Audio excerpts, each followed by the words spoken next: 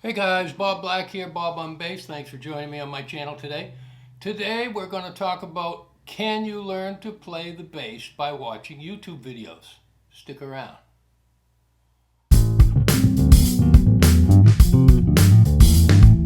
Alright, so we're going to discuss if you can learn to play the bass by watching YouTube videos. Now, let me start out by saying that there is a wealth of knowledge on YouTube. There is so much that you can learn.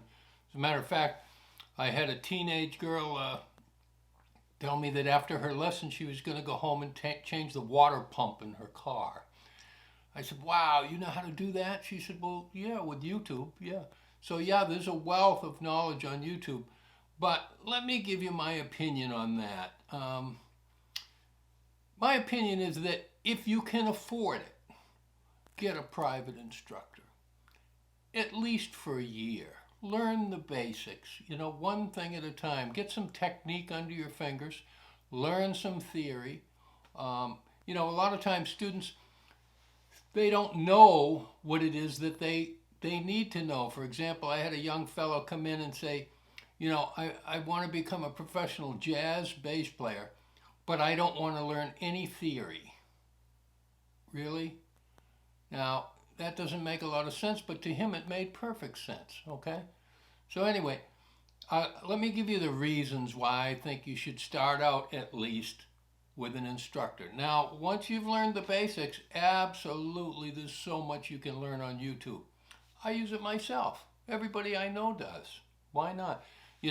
Some students have asked, when does this music thing end? When do you get to the point that you've learned everything there is to know?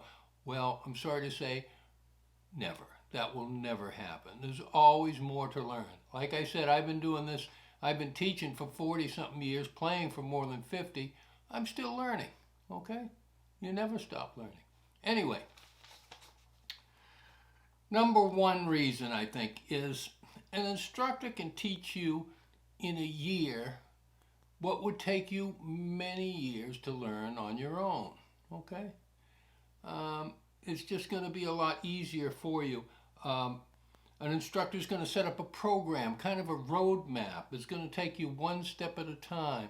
And also, an instructor will hold you accountable. In other words, the instructor is going to give you something to practice for the week, and you're going to go home and practice that. And then you're going to come back the next week and demonstrate to your instructor that you know what you're doing, or if you need more time to get it down. So, it will keep you from getting frustrated, because trying to do things on your own, I know because I did it. On this video, I'm trying to help you in any way that I can, not make the same mistakes that I did. Now, there's no reason why that while you're taking lessons with a private instructor, that you can't go on YouTube and learn some more things. That's fine, and maybe pick up a tune here and a tune there.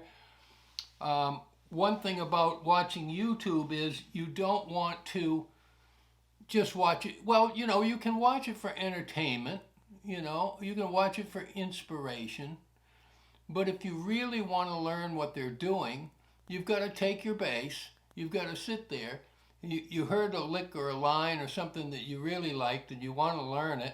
You've got to sit there with your bass and you've got to play along. Usually, whoever's doing the video will play it, up to tempo and then slow it down for you. Maybe tell you why they're doing what they're doing, what degrees of the chord we're using or what have you.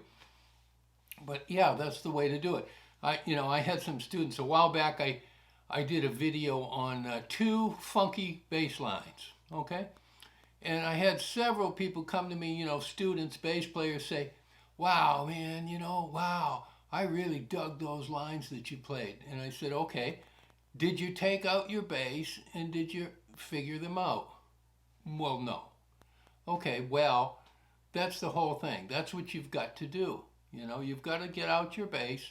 You've got to try the lines. You've got to practice. And a teacher, an instructor, a private instructor can help you with all of this so that you don't get frustrated too soon.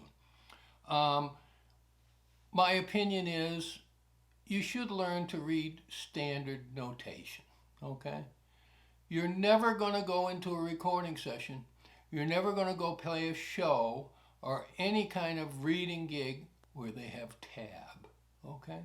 So learn to read, learn to read the notation, the standard notation that, so that you can show up and feel confident on any gig. And I recommend a book, and it's one that I use with my students, is the Hal Leonard Bass Complete. It was written by Ed Friedland. He's a great player, nice guy, and it's a good book, and it will teach you to read, and hopefully along with an instructor to guide you, show you the right technique, show you where your fingers should be, so that you don't, spend years trying to correct something that you've done wrong for so long, okay? Also, the instructor is going to help you with ear training so that you can, put on a CD, put a tune on YouTube, listen to it, and be able to figure it out, okay? Now, once you've got the basics down, like I said, man, the sky is the limit.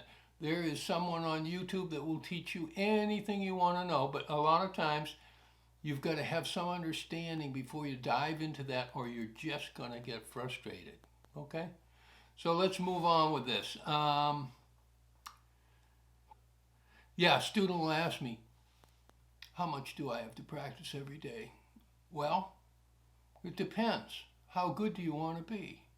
And usually if you have to ask that question, you're not practicing enough, I suppose if you all you want to do is play with a local cover band, you could practice probably half hour a day, figure out the, bass lines that you hear on YouTube. If you've got some ear training, some skills there.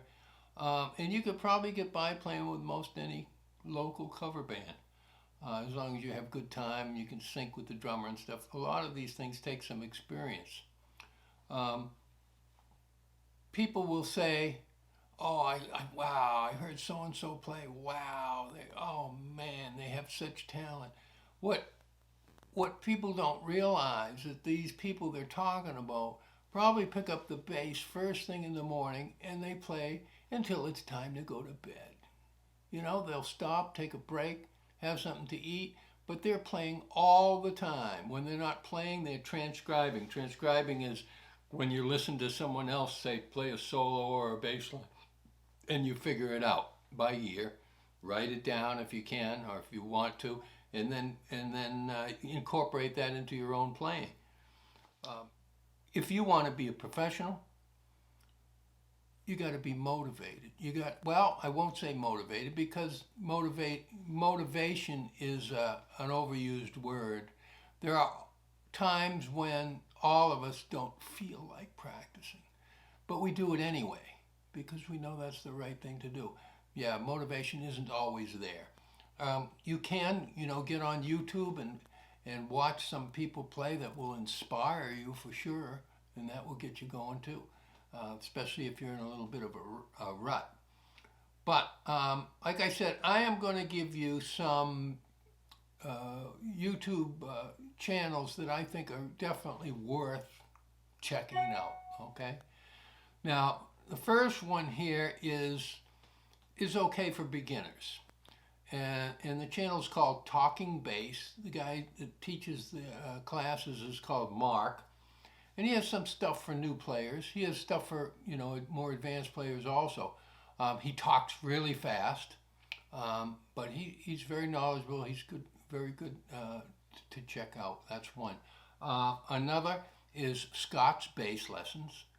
He's got things from beginner through advanced. He gets some really excellent guests on there too that you can learn from, or even if you're not at that level, you certainly can be inspired by them to get to that level. Okay, now here's a guy that he does play some really nice lines and things you can learn from, and he does covers too. His name is Marlowe DK, MARLOWE, letter D and K. Now, from what I understand, from what I heard, I don't know if it's true or not, but I heard that YouTube shut him down for doing covers. People ask me all the time, why, would you do some covers? And I'm kind of afraid to do that. I know some people get away with it. I don't know how they do, but other people get shut down permanently, and I really don't want that to happen.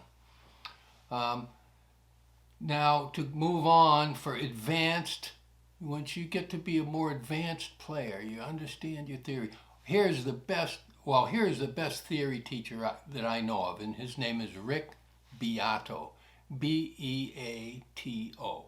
Okay, great theory teacher. Now, he has some other types of videos on YouTube as well, but you really want to, if you punch in his name, Rick Beato, music theory, okay? And he has a book out too called the Beato Book. I mean, I spent 4 years at Berkeley, and let me say, I still learn things from Rick, okay? Now, another one, this is for more advanced players, would be Janek Gwizdala. His name is spelled Janek, but it's pronounced Janek Gwizdala, Gwizdala. Advanced soloing techniques, okay? Also has a lot of good books out too, but this I would not say is for the beginner, okay? More advanced stuff, Joe Hubbard. If you want to be a jazz player or a fusion player, Joe Hubbard, but he's going to be talking a lot of theory. He's going to be talking modes and scales, and if you don't have a basic understanding of this stuff, it's going to go right over your head. Another one that's advanced is Rufus Philpott. Rufus, R-U-F-U-S, Philpott, P-H-I-L-P-O-T.